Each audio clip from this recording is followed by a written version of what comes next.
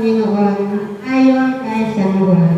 Papuri sa iyo, Panginoon. Ang pag-aalinlangan ni Tomas. Ngunit si Tomas, na tinaguri ang kambal, isa sa 12, ay wala roon nang dumating si Jesus.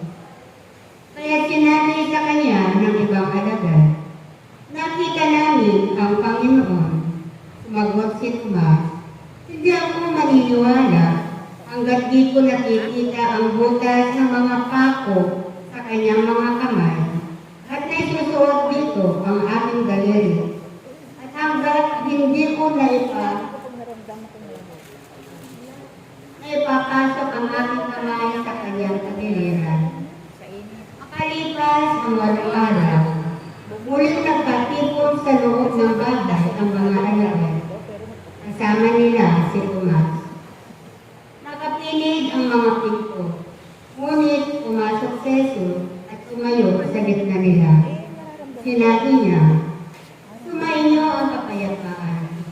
Saka sinabi kay Tomas, "Tingnan mo ang ating mga kamay at ilapit dito ang iyong daliri. Ipasok mo ang iyong kamay sa aking tagiliran. Huwag ka nang mag-alinlangan, maniwala ka na." Sumagot si Tomas, "Panginoon ko at Diyos ko." Sinabi sa kanya ni Jesus, "Naniniwala ka na ba sapagkat nakita mo ako? Mapapalad ang mga naniniwala kahit hindi nila ako nakita."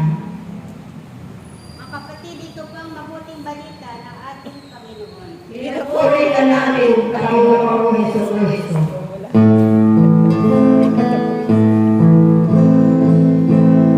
Sing hallelujah to the Lord. Sing hallelujah to the Lord. Sing hallelujah. Sing hallelujah. Sing hallelujah to the Lord.